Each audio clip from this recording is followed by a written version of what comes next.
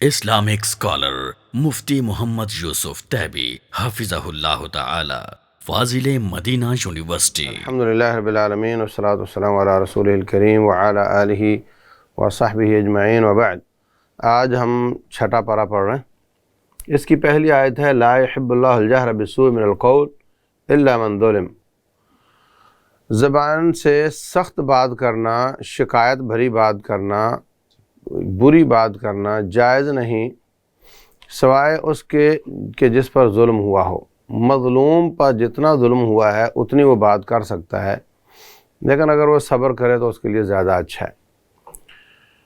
اس کی عملی شکل یہ بنی کہ رسول اللہ صلی اللہ علیہ وسلم تشریف فرما ہیں اور یہودی آئے ملنے کے لیے۔ عائشہ صدیقہ رضی اللہ تعالیٰ عنہ ٹو میں رہتی تھیں کہ یہ شرارتی لوگ ہیں، کوئی ایسی بات نہ کریں، تو کہتی ہیں کہ میں دیکھتی رہتی تھی دروازے کے بیچ سے کہ کیا چل رہا ہے۔ تو انہوں نے آتے ہی کہا السلام علیکم۔ السلام علیکم کا معنی تم پر ہلاکت ہو، نعوذ باللہ۔ تو حضرت عائشہ رضی اللہ تعالیٰ عنہ نے اندر سے جواب دیا وعلیکم السلام واللعنہ، تم پر ہلاکت بھی ہو اور لعنت بھی ہو۔ تو رسول اللہ صلی اللہ علیہ وسلم نے خالی اتنا ہی فرمایا وعلیکم، بس اس سے زیادہ بات نہیں کی۔ وہ چلے گئے، آپ گھر تشریف لائے تو فرمایا عائشہ جب انہوں نے مجھ پہ ہلاکت کی بات کی تھی تو میں نے کہہ دیا تھا تم پر ہو، تو میری دعا ان کے خلاف قبول ہوگی، ان کی میرے خلاف قبول نہیں ہوگی، تو کافی تھا۔ اب آپ نے جو اضافی طور پہ لعنت کہا ہے، یہ اس کا کیا جواز ہے؟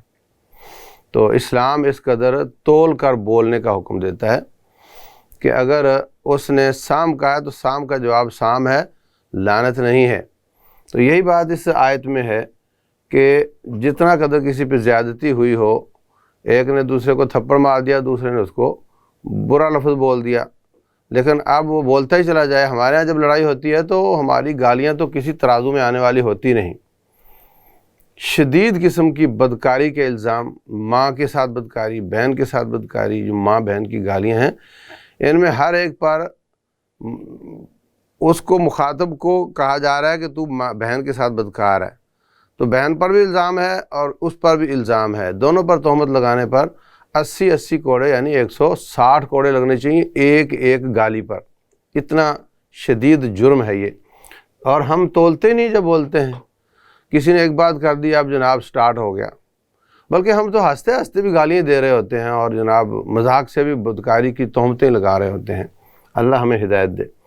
اس کے بعد اہل کتاب کی نافرمانیوں اور بغاوتوں کا کچھ تذکرہ ہے کہ حضرت کہنے لگے جناب آپ ایسی ہی تورات جیسی ہی کوئی کتاب نازل ہوتی دکھائیں ہمیں، اس طرح ہم نہیں مانتے کہ ایک ایک آیت آ رہی ہے جناب، اور آپ فرما دیتے ہیں یہ قرآن ہے۔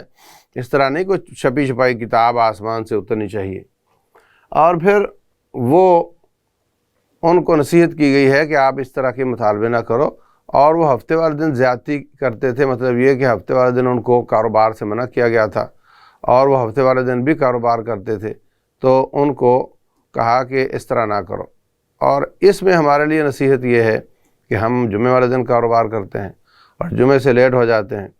فرمایا اذا نودی للصلاۃ من یوم الجمعہ فاسعوا الی ذکر اللہ، جب جمعے والے دن اذان ہو جائے، جس کو دوسری اذان کہتے ہیں، پھر آپ کا گھر بیٹھنے، دکان پر بیٹھنے کا کوئی جواز نہیں، دوڑتے ہوئے آ جاؤ مسجد کی طرف، لپکتے ہوئے آ جاؤ۔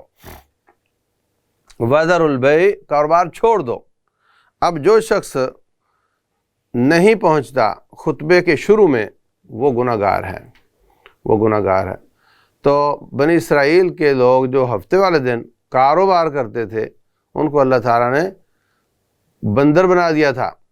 یہ تو ہمارے نبی علیہ السلام کی دعا ہے کہ اعلیٰ میری امت پر اس طرح کے عذاب نازل نہ کرنا، ورنہ جمعے والے دن دوران جمعہ کاروبار کرنے والوں کا حق یہ ہے کہ ان کو بندر بنا دیا جائے۔ اس کے بعد اللہ تبارک و تعالیٰ فرماتے ہیں کہ عیسیٰ علیہ السلام جو ہیں ان کی حیثیت کیا ہے۔ وہ دعویٰ کرتے ہیں، یہودی دعویٰ کرتے ہیں انا قتلنا المسیح ابن مریم رسول اللہ، ہم نے ان کو قتل کر دیا۔ اللہ فرماتے ہیں غلط بولتے، وما قتلوہ وما صلبوہ ولکن شبہ لہم، یہ جو کہتے ہیں ہم نے قتل کیا، بالکل نہیں کیا، ان کو مشابہ ہوا ہے، ایک ہم شکل بندے کو انہوں نے سولی چڑھا دیا اور کہا ہم نے قتل کر دیا، بلکہ بل رفعہ اللہ الیہ، اللہ تعالیٰ نے ان کو آسمان کی طرف اٹھایا ہے۔ اور رسول اللہ صلی اللہ علیہ وسلم کے فرامین بتاتے ہیں کہ وہ قرب قیامت واپس آئیں گے۔ قرب قیامت 3 لوگوں کے آنے کی یقینی پیشین گوئی ہے، ایک مسیح دجال، ایک مسیح ابن مریم اور ایک مہدی صاحب آئیں گے۔ تو رسول اللہ صلی اللہ علیہ وسلم فرماتے ہیں کہ میرے ہم نام ہوں گے، میری ولدیت ان کی ولدیت ہوگی، میری نسل سے ہوں گے، چپٹا ماتھا ہوگا، اور ایک دم اٹھیں گے۔ وہ پہلے سے جناب جماعت بنا کر بیٹھا ہوا ہے اور وہ ایک قائد ہے، اور اس طرح نہیں ہوگا۔ یصلح اللہ فی لیلہ، ایک دم ایک رات میں اللہ ان کی اصلاح کرے گا، بندہ قابل ہوگا مگر اس طرف نہیں ہوگا، اور اللہ تعالیٰ ان کو اچانک ہدایت دے کر کھڑا کرے گا، تو وہ 7 سال دنیا پر حکومت کریں گے، اور وہ ایسے وقت میں آئیں گے جب شدید ظلم ہوگا، اور وہ پوری دنیا کو عدل کے ساتھ بھر دیں گے، اور عدل اتنا بابرکت ہوگا کہ ایک انار مختلف لوگ مل کر کھائیں تو ان سے ختم نہیں ہوگا۔ تو یہ نماز پڑھانے کے لیے تیار ہوں گے، تو ادھر سے حضرت عیسیٰ علیہ السلام اتریں گے، دمشق کے سفید منارے پر 2 فرشتوں کے ہمراہ اتریں گے، اور حضرت مہدی کہیں گے آپ نماز پڑھائیں، وہ کہیں گے نہیں یہ امت کا اعزاز ہے، آپ ہی نماز پڑھائیں گے، میں پیچھے پڑھوں گا۔ پھر حضرت عیسیٰ علیہ السلام جو ہیں وہ مقابلہ کریں گے دجال کا، تو دجال کا مقابلہ جب کریں گے تو دجال تباہ ہو جائے گا، اور اس کے بعد سارے اہل کتاب ان پر ایمان لے آئیں گے۔ پھر وہ کیسے دوبارہ وفات پائیں گے اس کا تذکرہ احادیث میں میرے علم میں نہیں ہے۔ تو حضرت عیسیٰ علیہ السلام جب دجال کو تباہ کر دیں گے تو پھر اللہ تعالیٰ فرمائے گا اے عیسیٰ اپنے ساتھیوں کو لے کر پہاڑ پر چڑھ جا، میں ایک قوم کو چھوڑنے جا رہا ہوں جن کا تم مقابلہ نہیں کر سکو گے، وہ ہیں یاجوج ماجوج، آدم کی اولاد سے ہی ہیں، موجود ہیں اس وقت دنیا میں، اور دنیا کبھی ترکیوں کو یاجوج بنا دیتی ہے اور کبھی چائنیوں کو بنا دیتی ہے، ایسا بالکل نہیں ہے۔ حتیٰ اذا فتح الیاجوج و ماجوج، جب اللہ تعالیٰ یاجوج ماجوج کو کھولے گا، تو یہ تو سب کھلے ہوئے ہیں، تو آتے جاتے ہیں ہر جگہ پر، وہ دنیا میں موجود ہیں، یہ کوئی ایسی حقیقت ہے یا تو دنیا کو پتہ نہیں یا پھر وہ چھپا رہے ہیں۔ وہ اتنی زیادہ تعداد میں مخلوق دنیا میں موجود ہے، یہ جو بات ہے اس پر بعض لوگوں کا خیال یہ ہے کہ زمین اتنی نہیں جتنی بتائی جا رہی ہے، یہ جو قطب شمالی جنوبی بتایا جا رہے ہیں کہ اینڈ ہے، یہ اینڈ نہیں ہے۔ ان کا خیال ہے کہ زمین گول بھی نہیں ہے، مطلب گیند کی طرح نہیں ہے، گول تو ہوگی، اور زمین اتنی ہی بڑی ہے جتنا بڑا آسمان ہے، اور جتنی آپ نے دیکھی ہے اس کے علاوہ 7-6 زمینیں اور ہیں اور برابر میں ہیں، اور ان میں وہ لوگ موجود ہیں، اور ان کا یا تو کافروں کو پتہ ہے یا وہ بتا نہیں رہے، یا پھر یہ کہ ان کو ابھی تک پتہ نہیں ہے، کہ ساری دنیا غافل تھی، امریکہ کا کسی کو پتہ نہیں تھا، تب جا کر امریکہ اتنا بڑا علاقہ بولے یہ ایجاد ہوا ہے۔ تو یہ آج اگر اس وقت کے لوگوں کو امریکہ کا پتہ نہیں تھا تو آج لوگوں کو اس دنیا کا اگلی دنیا کا نہیں پتہ، تو ہو سکتا ہے ایسے۔ تو بہر صورت یہ دونوں موقف موجود ہیں۔ بعض کہتے ہیں کہ زمین گیند کی شکل نہیں ہے، چپٹی ہے، اور جتنی بتائی جا رہی اتنی نہیں ہے، اس سے بڑی ہے، اور آسمان جتنی بڑی ہے۔ اس میں کچھ دلائل بھی ہیں، میں ابھی تک نتیجے تک نہیں پہنچا ہوں۔ بعض لوگ کہتے ہیں کہ یہاں وہ جو رسول اللہ صلی اللہ علیہ وسلم فرماتے ہیں آسمان پر بھی ایک کعبہ ہے، اور وہ اس کا طواف فرشتے کرتے ہیں، اور وہ بالکل آسمان کے بیچ میں ہے جیسے ہمارا کعبہ زمین کے بیچ میں ہے، اور اذ لو وقعت علیہ لو تقع علیہا، اگر وہ گرے تو سیدھا آ کر کعبۃ اللہ پر گرے گا۔ تو یہ شکل تو بتاتی ہے کہ یہ گھومنے والا تصور غلط ہے۔ تو بہر صورت میں یہ کہنا چاہ رہا ہوں کہ یاجوج ماجوج موجود ہے، وہ چھوٹیں گے اور وہ ساری زمین پر پھر جائیں گے اور کسی کو نہیں چھوڑیں گے۔ پھر اچانک ایک بیماری اٹھے گی ان کی گردنوں پر اور اس سے وہ ایسے مریں گے جیسے بٹن بند کرنے سے بلب بند ہو جاتے ہیں۔ اس کے بعد پھر وہ مریں گے، ناشیں پڑی ہوں گی۔ حضرت عیسیٰ علیہ السلام کہیں گے یا اللہ یہ ہم کیا کریں، یہاں تو پاؤں رکھنے کی جگہ نہیں ہے۔ تو اللہ پرندے بھیجے گا جو ان کو اٹھا کر کہیں پھینک دیں گے۔ تو ان کی کمانوں اور ان کے تیروں کی لکڑی کو جلا جلا کر موسیٰ عیسیٰ علیہ السلام کے ساتھی روٹیاں پکائیں گے۔ یہ سب احادیث میں آتا ہے۔ تو یہ تصور کہ عیسیٰ علیہ السلام فوت ہو گئے اور اب نہیں آئیں گے، یہ غلط تصور ہے۔ اور یہ تصور کہ فلاں بنا یہ جو مرزا تھا میں عیسیٰ بن کر آ گیا ہوں اور میں مسیح ہوں، یہ تصور بھی بالکل جھوٹ ہے، اور یہ وہ آئیں گے اور یہ سارے واقعات ہوں گے۔ اس کے بعد اللہ تعالیٰ نے ان کے عقیدہ تثلیث کا رد کیا ہے۔ اے اہل کتاب، دین میں غلو نہ کرو اور حق بات کرو۔ مسیح علیہ السلام تو مریم کے بیٹے ہیں، اللہ کے بیٹے نہیں ہیں، اور وہ اللہ کا بندہ ہیں اور اللہ کا کلمہ ہے، اور اللہ نے ان میں روح پھونکی ہے۔ اور تین نہ کہا کرو، لا تقولوا ثلاثہ، انتہوا، بعد آ جاؤ، ایک اللہ ہے، تین نہیں ہے۔ بھلے یہ کہتے ہیں نہیں ہم اصل میں ایک ہی مانتے ہیں، غلط بولتے ہیں۔ ان سے کہو تین میں سے پہلے کون ہے، بولے تینوں پہلے ہیں۔ ان سے کہو تین میں سے بڑا کون ہے، کہتے ہیں بڑے، تینوں بڑے ہیں۔ تو پھر تو تین مانتے ہوئے نا، ایک تو نہیں مانتے یہ۔ تو یہ درست ان کا عقیدہ شرک والا عقیدہ ہے۔ یہ سورہ نساء ختم ہوتی ہے، اس کے بعد سورہ المائدہ ہے۔ اس کے بعد سورہ المائدہ۔ المائدہ کا معنی ہوتا ہے دسترخوان۔ آپ بچھاتے ہیں دسترخوان، آپ اوپر کھانا رکھتے ہیں۔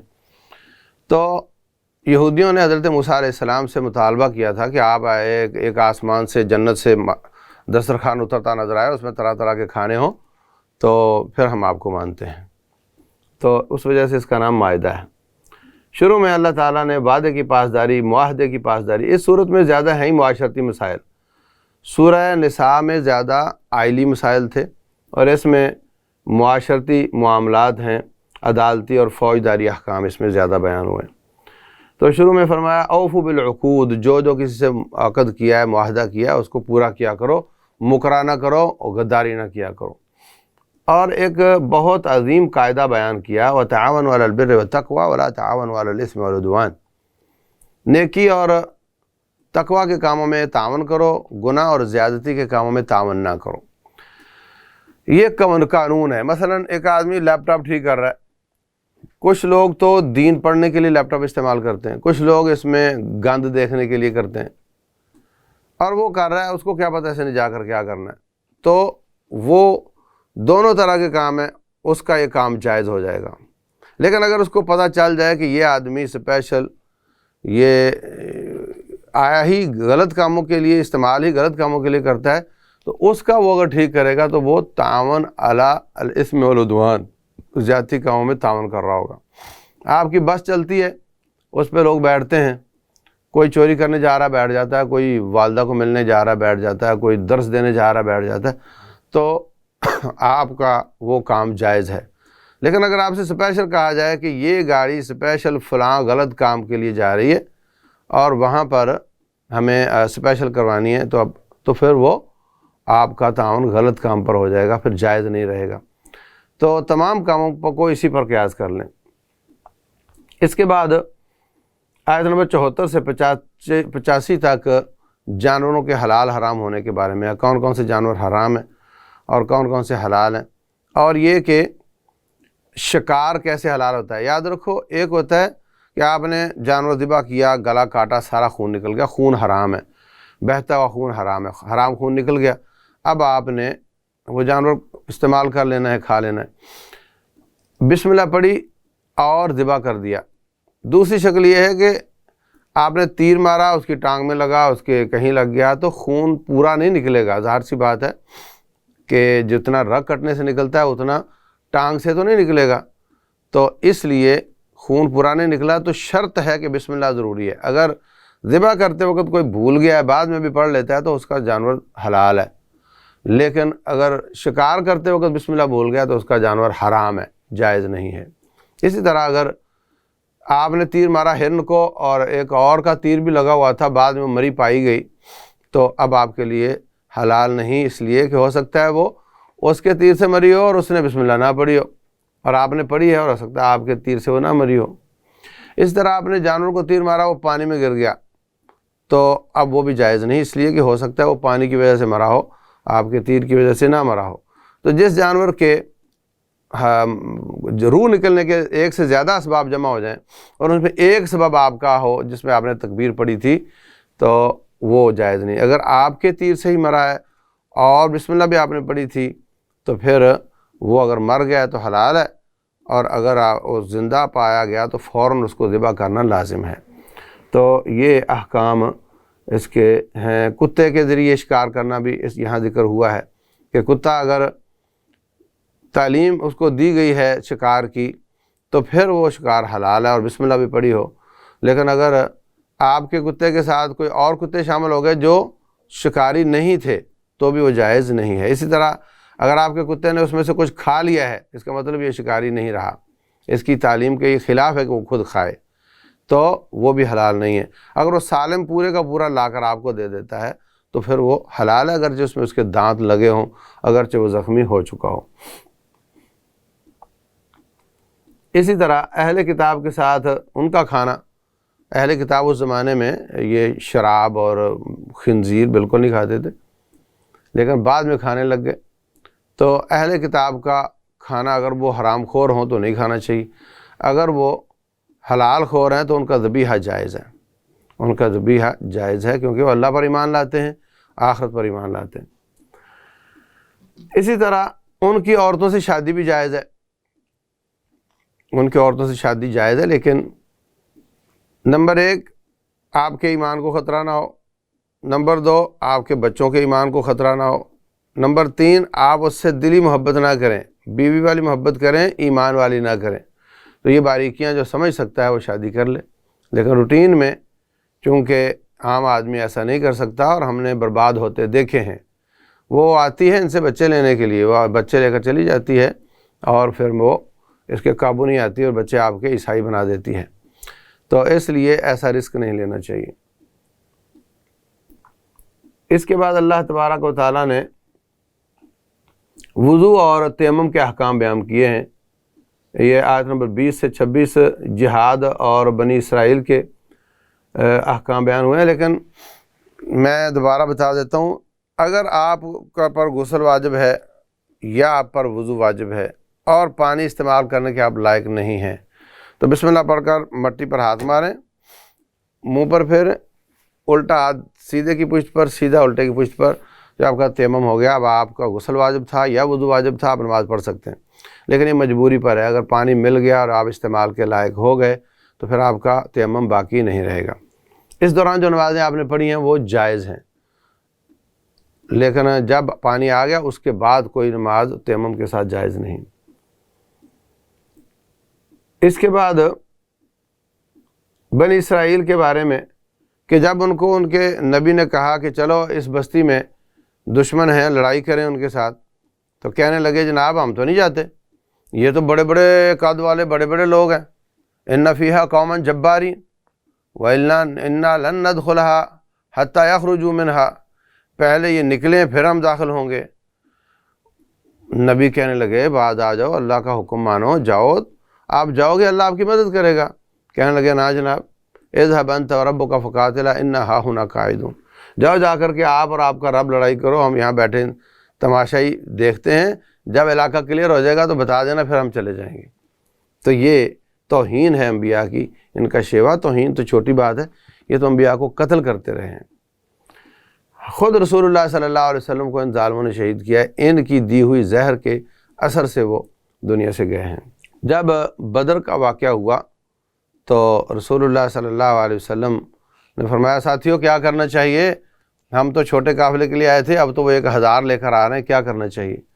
تو انصاری کہنے لگے ہم آپ کے دائیں بائیں آگے پیچھے لڑیں گے، اور ہم وہ نہیں ہیں جو کہتے تھے کہ اے نبی، اے موسیٰ اور تیرا رب جا کر لڑائی کریں اور ہم بعد میں آئیں گے، ہم وہ نہیں ہیں، ہم آپ کا ساتھ دیں گے۔ تو یہ فرق ہے ان دونوں امتوں میں۔ اب ہمیں فکر کرنی چاہیے کہ ہم یہودیوں والا جواب دے رہے ہیں یا اپنے صحابہ اکرام والا جواب دے رہے ہیں۔ اس کے بعد حابیل اور قابیل کا قصہ ہے۔ آدم علیہ السلام کے 2 بیٹے تھے، دونوں نے قربانی پیش کی۔ قربانی کو آسمان سے آگ آ کر کھا جاتی تھی، پتہ چل جاتا کہ یہ قبول ہوئی نہیں ہوئی۔ تو قابیل کی قربانی کو قبول نہیں کیا گیا، حابیل کی قبول ہو گئی۔ کہنے لگا یہ تو میری بے عزتی ہو گئی، اور میری بے عزتی کا گواہ تو ایک ہی ہے، اور تجھے میں قتل کر دوں گا تاکہ کوئی گواہ باقی نہ رہے۔ وہ کہنے لگا ٹھیک ہے قتل کر دو، تو میں آگے سے تمہیں کچھ نہیں کہوں گا، دفاع نہیں کروں گا، مقابلہ تیرا نہیں کروں گا، لیکن ایک بات یاد رکھو، انما یتقبل اللہ من المتقین، اللہ اس کی قربانی یا عبادت قبول کرتا ہے جس کی قربانی تقویٰ لے کر آتی ہے۔ تو اگر یہی قانون آج ہوتا تو شاید بڑی بڑی لڑائیاں ہوتی، ہر عید پر بکروں کی جگہ بندے ذبح ہوتے۔ ایک جوڑ 2 بھائی ہیں، ان کے بیچ میں ایک قربانی قبول ہونے پر 50% تو مارے گئے نا، 2 تھے تو ایک مارا گیا، 50% ہو گئے۔ تو اب جو بکرے کے گلے میں ہار ڈال کر گھماتے ہیں اور تصویر دیتے ہیں جا کر اخبار میں کہ میں اتنے لاکھ کا لے کر آیا ہوں، اب ان کی ریاکاری کی وجہ سے اگر قبول نہ ہو تو وہ تو پھر بندے ہی ماریں گے، اور کیا کریں گے۔ اللہ کا شکر ادا کرو کہ ہمارے ہاں جانور کا گوشت کھانا اللہ نے حلال کر دیا اور وہ آگ والا سسٹم ختم کر دیا۔ بلکہ فرمایا لن ینال اللہ لحومھا ولا دماؤھا ولکن ینالہ التقوی منکم، اللہ کے پاس نہ تو خون جاتا ہے، نہ بوٹیاں ہڈیاں، اور نہ ان کی، بلکہ اس کے پاس تو دل کی کیفیت جاتی ہے، دل کی تصویر جاتی ہے، جس کے دل میں تقوی ہے قبول ہو جاتا ہے، ورنہ نہیں۔ تو تقوی چونکہ نظر نہیں آتا اس لیے ہم قتل نہیں ہو رہے، وہ نظر آ جاتا تھا، تو یہ بھی اللہ تعالیٰ کا فضل ہے ہمارے اوپر۔ قتل ہو گیا تو اس کو سمجھ نہیں آ رہی ہے اس کی لاش کا کیا کروں، تو اللہ نے کوا بھیجا، اس نے ایک کوے کو قتل کیا، اس کو مٹی میں دبایا، تو اس کو سمجھ آئی کہ مرنے والے کو دبانا چاہیے۔ یہ پہلی موت تھی اور پہلا قتل تھا۔ رسول اللہ صلی اللہ علیہ وسلم فرماتے ہیں قیامت تک جتنے لوگ قتل ہوں گے ناحق، امریکہ نے، روس نے 15-20 لاکھ مسلمان شہید کر دیے ہیں عراق اور افغانستان میں، جتنے بھی ساری تاریخ میں قتل ہوئے، ناحق قتل ہوئے، ان سب کا گناہ قاتلوں کو ہوگا، اور اتنا ہی گناہ ان کا اس قابیل کو ہوگا جس نے پہلا قتل کیا تھا۔ تو مسلمانوں اچھے کام کرو، اچھے دروازے کھولنے والے بنو، ایسا نہ ہو کہ آپ چلے جاؤ اور آپ کا گناہ باقی ہو اور پیچھے سے گناہ کی قسطیں آتی رہیں۔ ایسا کچھ کر جاؤ کہ آپ چلے جاؤ اور آپ کے بعد آپ کی نیکی باقی ہو جو آپ نے شروع کی تھی، اور آپ کو نیکی کی قسطیں پیچھے سے پہنچ رہی ہوں۔ اس کے بعد کچھ قصاص کے آیات ہیں۔ من اجل ذلک کتبنا علی بنی اسرائیل انہ من قتل نفسا بغیر نفس او فساد فی الارض فکأنما قتل الناس جمیعا، جس نے ایک بندے کو قتل کیا گویا ساری کائنات کو قتل کیا، جس نے ایک بندے کی زندگی بچائی گویا ساری کائنات کی زندگی اس نے بچائی۔ اور پھر جو دہشت گرد ہیں اور جو نقض امن کرتے ہیں، جو امن عامہ خراب کرتے ہیں، ان کے بارے میں فرمایا کہ ان کی ایک طرف کی ٹانگ ایک طرف کی بازو کاٹ دو، یا ان کو ٹکڑے ٹکڑے کر دو، یا ان کو علاقہ بدر کر دو۔ تو یہ ان کی سزا، اسی طرح چور کی سزا بیان ہوئی ہے۔ تو یہ سب اللہ تعالیٰ نے اس صورت میں بیان ہوئے ہیں کہ ان کا ہاتھ کاٹ دو۔ عیسائیوں کے عقائد آخر میں بیان ہوئے ہیں، اور یہاں پر 3 آیات بیان ہوئی ہیں۔ من لم يحكم بما انزل اللہ فاولئک هم الفاسقون فاولئک هم الظالمون فاولئک هم الکافرون، جو اللہ تبارک و تعالیٰ کے حکم کے مطابق حکمران فیصلہ نہیں کرتا وہ یا ظالم ہے یا فاسق ہے یا کافر ہے۔ جتنے بھی دہشت گردی کرنے والے لوگ ہیں جو حکمرانوں کو اور مسلمانوں کو کافر قرار دیتے ہیں، وہ یہ آخری والی پڑھیں گے، کافرون والی 50 نمبر آیت۔ اور جو پچھلی آیتیں ہیں کہ وہ یا تو فاسق ہوگا، مثلا ایک حکمران قرآن و سنت کے مطابق فیصلہ نہیں کر رہا مگر وہ کہتا ہے میں مجبور ہوں بھائی، میں اکیلا ہوں، میرے ساتھ دنیا میں کوئی نہیں، تو وہ فاسق ہو سکتا ہے، یا بالکل ہی فاسق نہ ہو، مجبور ہے تو اللہ معاف کرے گا اس کو۔ اگر وہ لالچ کی وجہ سے، دنیا کے لالچ کی وجہ سے کر رہا ہے تو ظالم ہوگا یا فاسق ہوگا۔ اور اگر وہ عقیدہ رکھتا ہے کہ اسلام پر عمل کرنا جائز نہیں ہے تو پھر وہ کافر ہوگا، لیکن وہ صرف ایک آیت پڑھیں گے کہ وہ کافر ہیں اور پکڑو اور مارو۔ پچھلے 20 سال ہم نے یہی سفر کیا ہے پورے ملک میں کہ اس طرح کے لوگ وہ آتے ہیں اور جناب مسلمانوں کو کافر قرار دے کر مسجدوں، مدرسوں، پولیس اسٹیشن، ہر جگہ پہ دھماکے کر کے مسلمانوں کو قتل کرتے ہیں کہ یہ سب کافر ہیں۔ اللہ ہمیں ایسی سوچ سے محفوظ رکھے۔ آخر میں عیسائیوں کے عقائد بیان ہوئے ہیں، آیت نمبر 87 اور 82 اور 72 اور 73 میں اللہ تعالیٰ فرماتے ہیں یہود و نصارہ کہتے ہیں ہم اللہ کے بیٹے اور اس کے پیارے ہیں۔ تو ان سے پوچھو پھر اللہ تمہیں سزائیں کیوں دیتا ہے؟ تمہیں بندر کیوں بنایا اللہ تعالیٰ نے؟ یہ نظریہ غلط ہے۔ وہ لوگ انہوں نے کفر کیا جنہوں نے کہا کہ عیسیٰ ہی رب ہے، لقد کفر الذین قالوا ان اللہ هو المسیح ابن مریم، تو جو ان کو خدا مانتے ہیں ان کا رد کیا اللہ تعالیٰ نے، اور پھر ولا تقولوا ثلاثہ جو 3 مانتے ہیں ان کا بھی رد کیا اللہ تعالیٰ نے، اور جو شخص اللہ کے ساتھ شرک کرتا ہے اللہ تعالیٰ اس پہ جنت حرام کر دیتا ہے، ان کو دھمکی بھی دی ہے۔ لقد کفر الذین قالوا ان اللہ ثالث ثلاثہ، ان لوگوں نے بھی کفر کیا جو کہتا ہے اللہ 3 میں سے ایک ہے، ان کا بھی رد کیا اللہ تعالیٰ نے۔ انما اللہ الہ واحد وما من الہ الا اللہ، الہ صرف ایک ہے، اور اگر تم اپنے اس عقیدے سے باز نہ آئے تو تمہیں بہت دردناک عذاب ملے گا۔ تو ان آخری آیات میں اللہ تعالیٰ نے عیسائیوں کے عقائد کا رد کیا ہے۔ تو ملے جلے یہودیوں کا رد، عیسائیوں کا رد، اور کچھ فوجداری احکام اور کچھ آئلی تو پچھلے اس میں تھے، تو اس میں زیادہ معاشرتی اور عدالتی اور باہمی بیع شرع اور حلال حرام کے مسائل بیان ہوئے ہیں۔ اللہ تبارک و تعالی سمجھنے اور عمل کرنے کی توفیق دے۔